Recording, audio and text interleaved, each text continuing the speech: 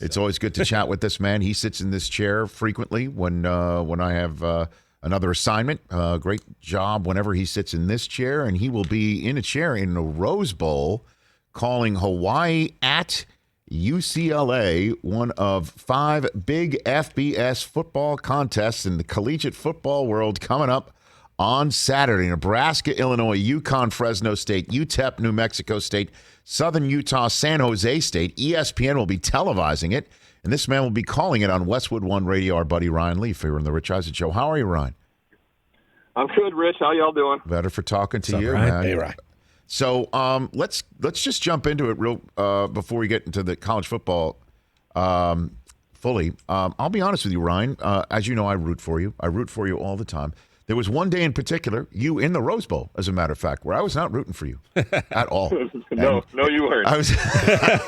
What's it like for you to step in the Rose Bowl, to walk into that beautiful stadium that you played in with Washington State? So excited.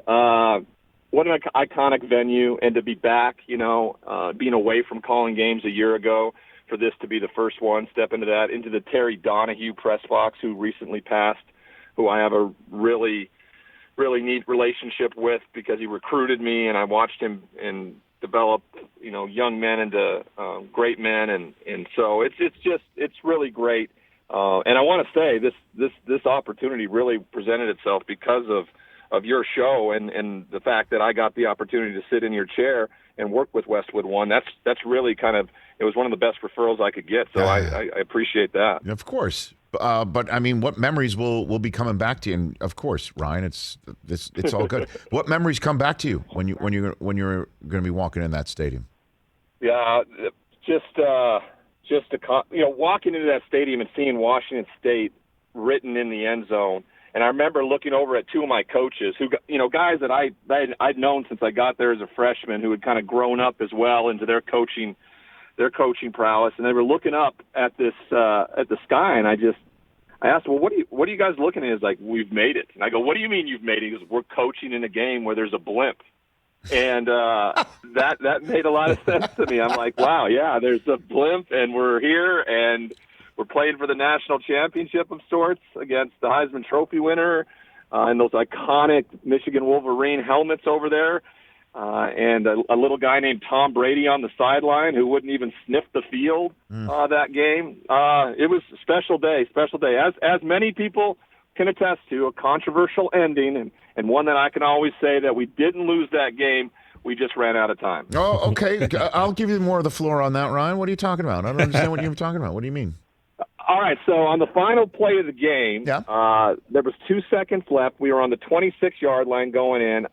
I chose to spike the ball instead of running a play, and as I spiked it, I looked up, and there was still a second left on the clock, and then it ticked away. The officials would run off the field. Michigan would kind of storm the field, but we were left at the 26-yard line with a very controversial ending. In fact, they would change the rule because of that. You are not allowed to spike the football now unless you have 3 seconds on the clock. So there's a bit of controversy to it. I wasn't very pleased with the official as I went after him when the clock finally went to 0. Luckily, Coach Price grabbed me and told me just to be quiet and allowed him to then eviscerate the officials on their way. Good use of the word.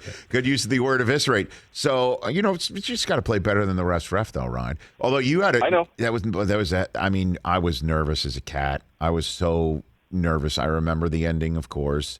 And I remember, the whole dream season of Charles Woodson winning the Heisman and being out there on the Rose Bowl, had to complete it. And I just remember all of that. And I just was wondering what that thought process in your head was, just looking back now, where you are. It's exciting.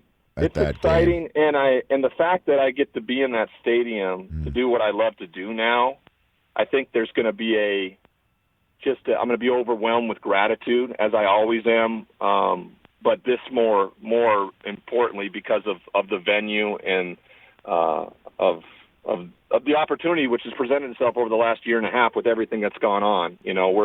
Us in the Leaf household are pretty pretty darn grateful and excited for this college football season to kick off. MacGyver's old enough now. I think he may be able to come on a few of these trips with me, and I'm really excited to show him some of these big stadiums and venues that college football's played in. Love it. And where Dad played, the Rose Bowl, again on Westwood One Radio, Ryan Leaf calling the action. Who are you calling the game with, Ryan? Paul Brewmeister. Really? NBC guy, yeah. Dude, he is just so two quarterbacks in the booth. Yep, yeah. Two quarterbacks in the booth. We're excited to get together with one another. He gets in tonight. Good. He's such good people, man. But you and Yep. Burmeister would be a great listen on Westwood One Radio. And then, so Chip Kelly in UCLA, is this time now? Like, is this the time? Who does he have the horses to compete in the Pac-12 this year? Walk me through that process first, Ryan. He does. He has the horses. He's in year 4. He's got an extremely senior-laden team now. Everybody's bringing back starters because COVID allowed for everybody to pretty much bring back starters. So Right. They have a ton of starters coming back, though they're veteran guys, right? They have a tight end that can make a big difference. The O-line is been around and has a ton of experience. They have great wide receivers. The only underclassman starter is Cam Brown, the transfer from Texas A&M, who's going to really make an impact. But it all comes down to DTR, their quarterback. 4th year in Chip Kelly's system. Ups and downs, been some great games, some poor games. And last year, they were a team that was on the cusp. They played a shortened season. They lost 4 games, okay, by a combined 15 points. And people are expecting them to make a significant jump, to go from a team that has only won 3 or 4 games a season in the first 3 years to winning 8, 9, possibly 10 this season. And that is a huge jump. And I always harken back to my sophomore year where our team went 5-6. We lost 2 games in overtime. We lost the rest by points here or there, and no one expected us to do very well. And we came out and won 5 more games than the year before and went 10-2, went to the Rose Bowl, played for the national championship, as we just talked about. Mm-hmm. This team's capable of doing that. The schedule is extremely difficult. They have LSU coming into town next week at the Rose Bowl for a huge game. But this was a first start. Hawaii is a non-conference opponent. If you can believe this, Chip Kelly has yet to beat a non-conference opponent. So this is huge for them to get off to a good start. Ryan Leaf here on the Rich Eisen Show, breaking down UCLA and Hawaii, one of the big games to kick off the college football season. He's calling it on Westwood One, where many of you are also listening to this Rich Eisen Show on a Rich Eisen Show terrestrial radio affiliate. So, top 5, your top 5 going into the season is who, Ryan? Clemson 1, Oklahoma 2, Alabama 3, Georgia 4, Texas A&M 5. That's what I have right now. I think it's going to be drastically different in terms of what the SEC turns out. I think this is the year Texas A&M makes a move, and Alabama has to find their identity behind a new quarterback and a whole new coaching system. So I didn't go quite chalk this year in terms of what the SEC is going to do. I went a little differently, but expect a lot of the same at the top of the list. Who follows in the next 5 after that? We'll see if some teams can make the jump and infiltrate there. North Carolina, University of Washington, maybe Utah. We'll see, but those are the 5 I have at the top right now before the season starts. You're a Spencer Rattler guy, Ryan Leaf? I am. I'm a Spencer Rattler guy. I like the young man out of Arizona. I think Lincoln Riley has continued to every single year put together fine football programs. They play in the Big 12. I don't think there's a team besides Iowa State that can really give them much trouble this year. Therefore, I think they're a team that could go undefeated, get themselves back into the college football playoff, and finally maybe get over that hump and win a semifinal to play for a national championship. We'll see. We were talking on the show yesterday, Nicole Auerbach of the Athletic, their college football writer, just saying how amazing it would be for Iowa State to assert itself, right? And somehow, some way, with Spencer Rattler in Oklahoma, with the Pac-12, with the Big 12 essentially disintegrating because of Oklahoma and Texas leaving. If Iowa State could somehow pull off some sort of Cinderella run on behalf of the remainder of the Big 12, force their way into a college football playoff, and go on a run. I know that is such fantasy when you just named some of the blue bloods right there as your top 5, but that would just be incredible. Certainly with, Matt Campbell, as I mentioned, the 41 members of the historic alliance, Pac-12, Big Ten, and ACC, that of the 41 member schools there, about 90% would ditch their current coach for Campbell if he was available to them, I would think. Yeah, they would. And it would make for a much easier trophy presentation for Bob Bowlesby at the Big 12 championship. I know that. Well, it would definitely be something you would sign for. But the fact that you didn't even take that particular piece of red meat that I threw out there means that that ain't going to happen in your estimation. Well, I got them going 10-2. So I mean I think that's exceptional for them. I don't know if they can overcome Oklahoma. Alex Grinch was the biggest piece, the missing link I felt like Lincoln Riley needed to bring in a few years ago. The defensive coordinator came from Ohio State. He was formerly at Washington State, really turned things around there and produced a solid defense in Mike Leach's wake, which is really extremely difficult. He has improved every single year with Oklahoma. They're going to turn the football over, and when that happens, with the potency of that offense, you're not going to be able to stay with this Oklahoma team because you won't have enough possessions because they are able to turn the football over. That's something Alex Grinch has always been really good at and getting his players to do. So it's going to be tough for a team to get past the Sooner team. But if there's one team that can do it, Rich, it's Iowa State. I think they are the next team there. Texas, I think, is a 7-5 team under Sark in year one. So no one's going to be really happy about that. By the way, Ryan Leaf, I saw how you broke down the Big 12 on your Twitter account. 7-5 for Texas. 7-5. Yeah. Really? You believe that? Yeah, I do. I just think they are. I mean, Sam Ehlinger, was the reason why they were able to get to 8-9 wins every year. And without him and breaking in somebody new in a new system with no identity really, I think in Texas. I think that this could be a 7-5 team. I mean, if they, I've gotten a few arguments with some Longhorn homers around them getting more than 7 wins. I think I got a few steak dinners bet on it this season. But, yes. Yeah, I got them at 7-5. All right, before I let you go, Ryan, a little bit in the NFL because the conversation involving Justin Fields and whatever might happen with Trey Lance and Jimmy Garoppolo up in Santa Clara, California. It's the annual conversation of do you throw your top drafted quarterback in the deep end of the pool if you don't have to? Obviously, Jacksonville and the Jets have to. Obviously, back in your day, the Chargers kind of had to, right? Right. Yep. And so with you, but the concept of learning on the side to see and watch and mature and soak in as opposed to just throwing them in like Justin Herbert got thrown in, albeit the circumstances were different. What's your stance on all of that, Ryan Leaf?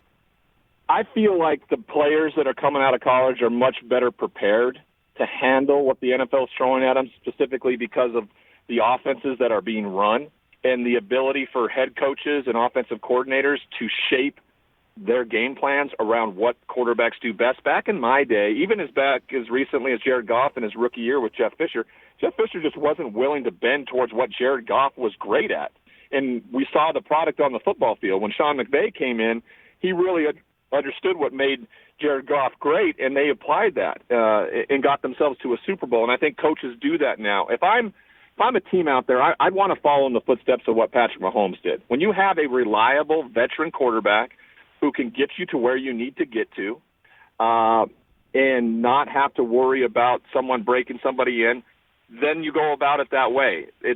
I think it's a perfect opportunity for San Francisco and Trey Lance to let him sit behind a capable quarterback who's been to a Super Bowl and Jimmy Garoppolo.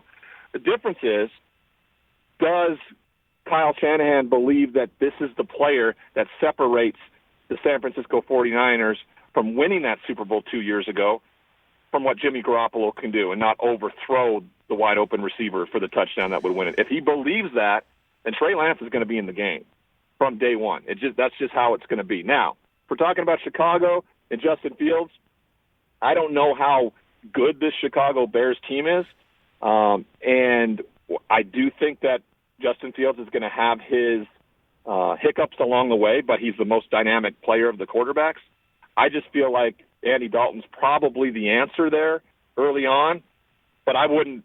But Matt Nagy's got to keep his job, and the only way for him to keep his job is to put the best possible player out there to make plays, regardless of what that looks like, and that has to be Justin Fields. So I'd start him from day one. Yeah, I would agree with you on that, Ryan Leaf. And the one thing I would say that college football quarterbacks don't appear to be prepared for in the NFL, because the college football world does not prepare them for it.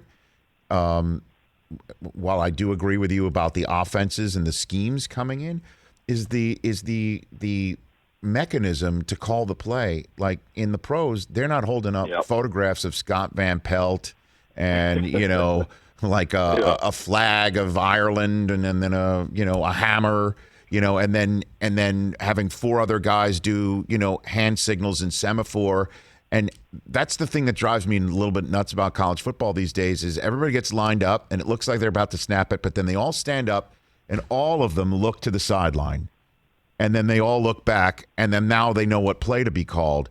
Is that because college football coaches don't think the kids have the ability, or they're just such control freaks that's the way they want to do it? Like, because if I'm a college football coach, first kid that I can say I'm sending to the NFL as a quarterback fully ready to call a 12-word play call because he knows who he's addressing it to, I'd get every single five-star recruit at that position, in my estimation. I agree with you. I think that there's probably that where in terms of optimization, but I also think in terms of college coaches feel like this speeds things up and they want to run as many plays as possible. In the NFL, they want to run plenty of plays, but they want to run effective plays. Like college football practice now, it doesn't matter what the play does. It could be a complete bust of a play. They want to get it on film, and they're going to coach it up in the film room.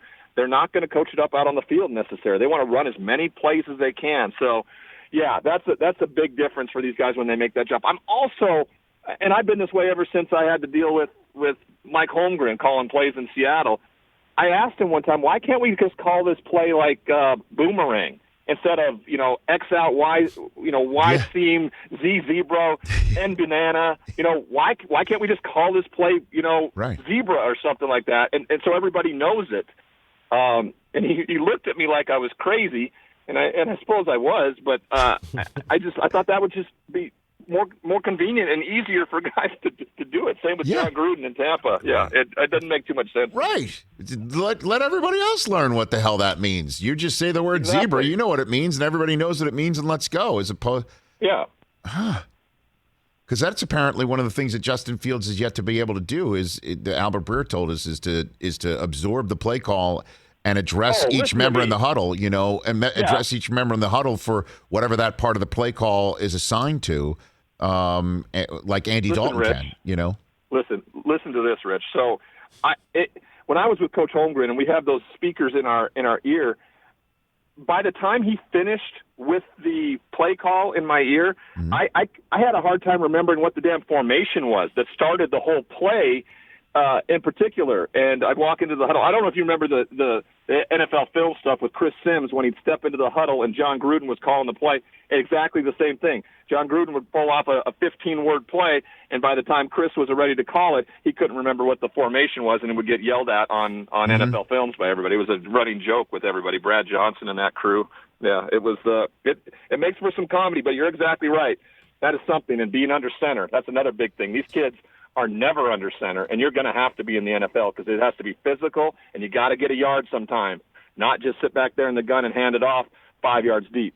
Send my best, sir, to Paul Burmeister. Have a great time in the Rose Bowl calling Hawaii UCLA on Westwood One, Ryan Leaf. You take care. I appreciate it. Also, I heard the Jameis Winston stuff. I'd like to blame my entire NFL career on the fact that I didn't get LASIK yet. Very good. Another thing too. All right? I'm going to write that one down. Thank you very much. Take care, Ryan Leaf. All right. That's Ryan Leaf. Bye, boys. That's Ryan Leaf. All right. Hey, you watched all the way to the end. Thanks for that. Watch more right here.